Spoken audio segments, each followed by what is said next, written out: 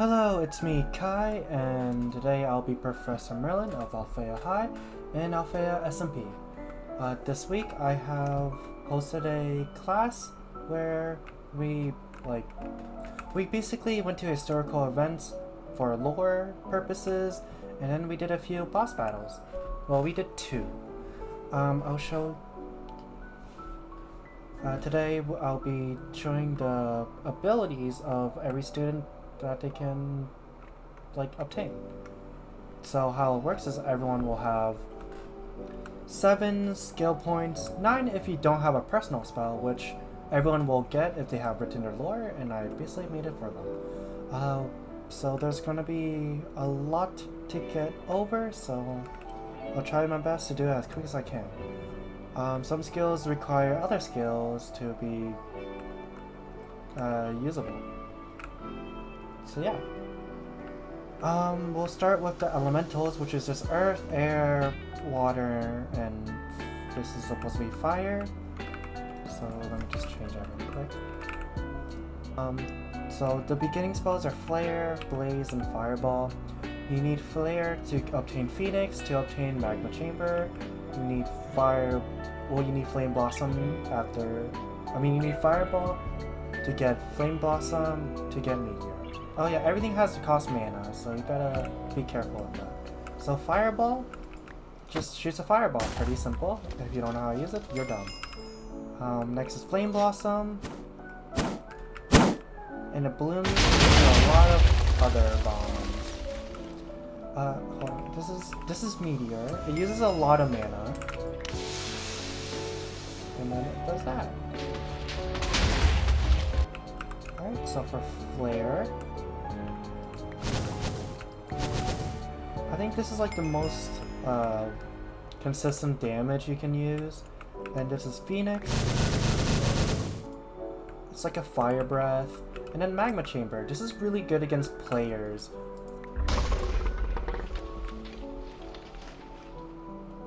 Hydro Pulse is pretty simple. It's just a splash of water, just a water gun in Pokemon, Hydro Pump in water Pokemon. It's like that. I think it's the most consistent damage type for, damage for the water tree. This is Crushing Waves. It does knockback damage, and it does a bit more than Hydro Pulse, in burst wise, but Hydro Pulse does more damage, DPS in general. This is Flood. This makes water around you, and you have movements on water.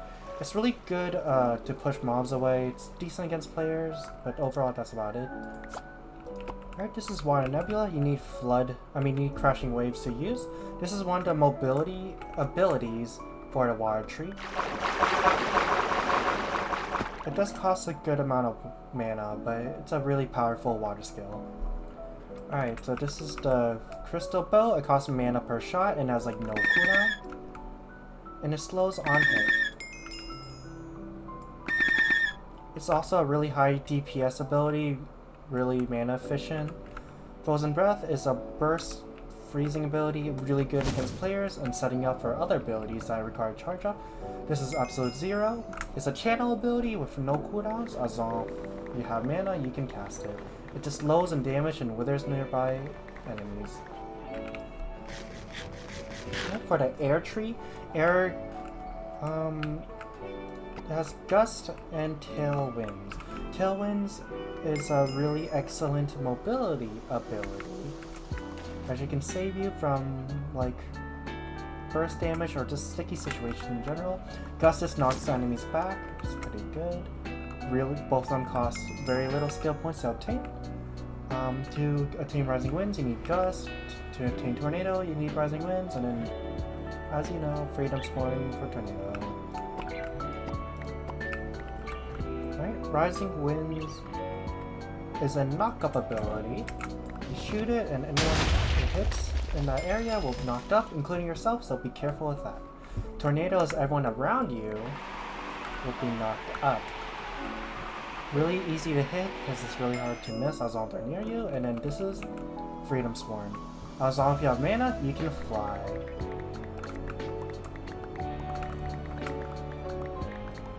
Personally, this is one of my favorite abilities, and I really hope one of the students will like choose the air tree and try to get it. Next is the earth. There's rock wall, ground crash, and fortify. Fortify is pretty simple. You're just invincible for 6 seconds.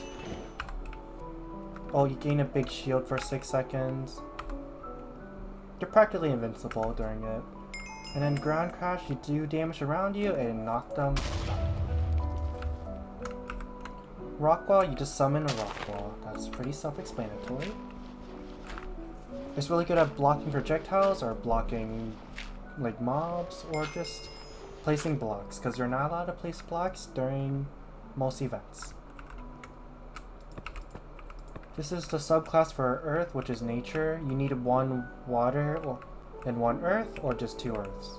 So leech then become regrowth, and then just vineyard. Vineyard is an ability. It's a crowd control ability that deals damage and also pulls them to the floor. And then leech is exactly what you think it is. It just absorbs HP while dealing damage. Let me summon a zombie. Myself damage.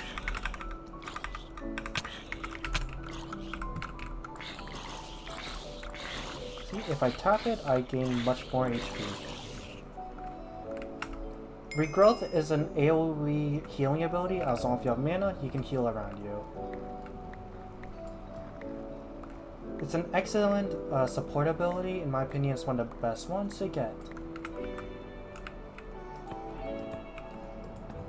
Okay, next we'll do Arcana. Unfortunately, during the event, none of the students really chose anything because the names are very vague, but this is what it does. If in order to get strength and justice, you need both of them. You can't just have one. So, the strength just gives you strength for a little bit. It's really good to just like smack things, spam hit. Pretty simple. It's not the best unless you are like really good at PvP. The Justice is a big AoE ability in front of you, and everyone who is in it who has more HP than you will be stunned. So these two are pretty much melee abilities that are really good. Hangman, I can't really test it, but basically you hit an ally, it'll heal them but do damage to you yourself. So it's like self-sacrifice like the tarot card. The tower, similar to Rising Winds, it knocks them up, but much slower, and it brings them higher. It's really hard to show you without a testing dummy, but my ult made the recording too laggy, so I can't really show it. The next spells I'll be showing is a Ritual and the Sealing one. Self-shield, right-click it, you gain a shield. Hex, right-click it, hit scan in a short range, and they will be slowed and withered. Really good for setting up for other abilities. Curse, hit scan, and a few seconds later they will explode. So it's like a sticky bomb, sort of. Healing Touch is just a melee healing ability, very good, very efficient since it costs only 1 skill point. And then Mass Healing, it heals everyone around you, like instantly, around 10 hearts. Really good for saving yourself. Alright, these are Prayers, Sunshine, and Resurrection. Resurrection's a high cooldown ability, but you can stack it up and get enough for Totem from dying. Sunshine, it gives every Alfean around you movement speed. And has a 15-second cooldown, so you can have 100% uptime. So if you're a dedicated support, you can give all your friends movement speed. Alright, for Manifest and Lost Souls. Manifest just shoots down, just causes things to fall down and do damage. Pretty simple, pretty cool. And Lost Souls, let me summon a zombie. Cool. Let me grab this. You hit it. Oh.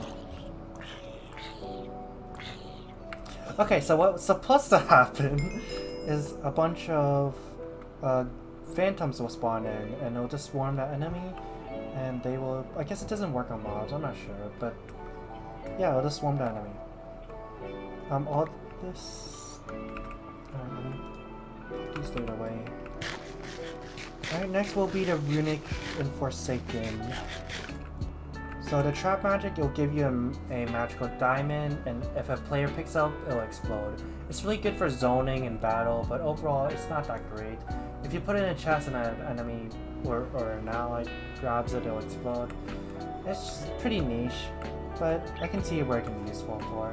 Runic Barrier will give you an item, a shield, which blocks 5 complete hits, very good defense.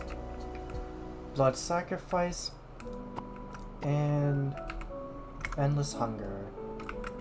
Blood Sacrifice does damage to yourself, but does a Black Beam, which does the most damage in the game compared to the other spells.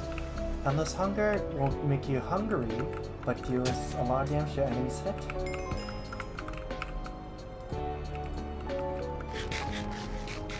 And those are all the spells and the skill trees that Alfeans can use.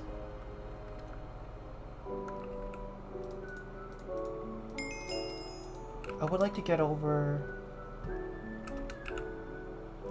Now for the mini bosses. The first boss was the Rivers, the Purity Guardian. And they basically have a invincible horse they can ride. If a enemy rides it, that's not him. The horse is extremely slow. But you can make the horse fast and deal damage to people who he hits. It's like a ramming ability. Pincer Tactic teleports the horse to him and gives him a shield. Command Army, you right click this, it does damage around you.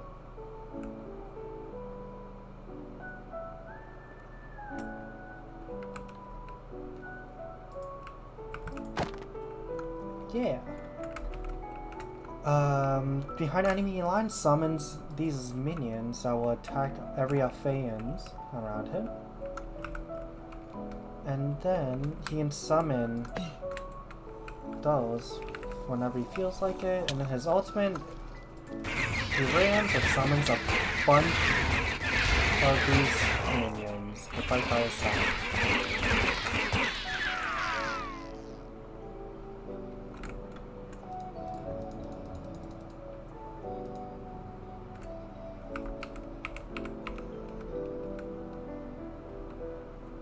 For the second boss, which was me when I was possessed, he can summon these phantoms. Really big and scary. How much damage did he do? A lot.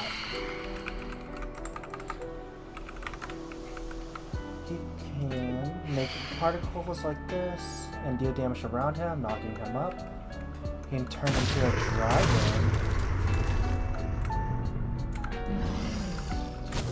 Shoots dragon fireballs, pretty simple. He can charge up a beam ability. He, in his human form, or like any form, or when he runs a flight, he can fly normally. Sort of similar to the air flying ability. He can also have a beam, a fire beam, and one of his ultimate abilities, or final abilities, is... Oops.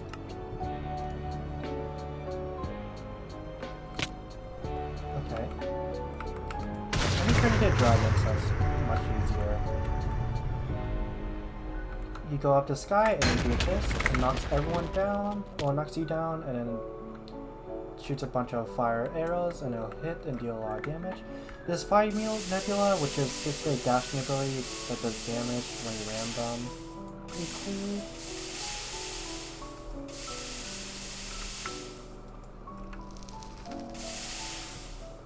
And that's for my mini boss that I was playing. Alright, now it is time for the personal spells. Darcy just shoots a potion that withers for a while and do damage on hit. It's pretty good against players and everything alike. Werewolf Bloodline is Tradex's, and he heals based on missing health. So far I have very low health. I right click, I heal instantly, and then I have regeneration for a while. Heike's ability is Constellations, and basically she knocks everyone back into the star. Liyah's ability is Invisique, and it makes her briefly invincible, briefly faster. Really good against players, not so much against mobs, but overall it has a very low cooldown compared to the other ones. None of these cost mana, which makes personal spells really nice to have. The next one is Blake's personal spell, which is Shadow Rush. It's like a flight ability, it blinds nearby enemies. It's really brief, but it's really good. For Emily's ability is Encore. There's no players right now, but players who she hits will start spinning.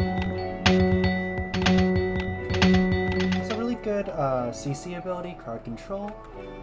For Kiana's ability is Demonic Eye, similar to Merlin's, and launches her up, deal damage to nearby enemies. Nope, not Demonic Eye. Yeah, Demonic Magic. Amari's ability is Draconic Eye, which make them blink and briefly have strength. Oh, apparently I'm still a dragon. Whimsy's ability is Nature's Grasp, shoots a ball, and it slows nearby enemies. And finally, we have Jossie's ability, which makes a golden apple. It seems kinda lame at first, but if you stack it up, it's actually a really powerful ability.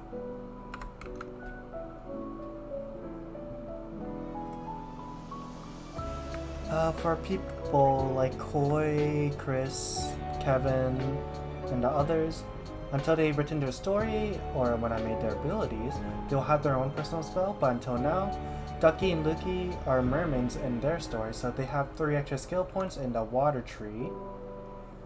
Kevin is a scary person, so he has more like extra skill points in the witchery tree, and yeah, that's about it. Everyone else just has extra skill points.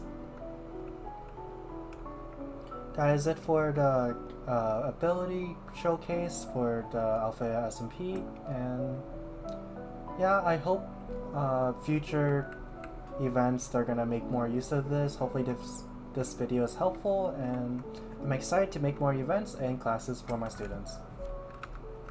Until next time, ciao, adios, bye.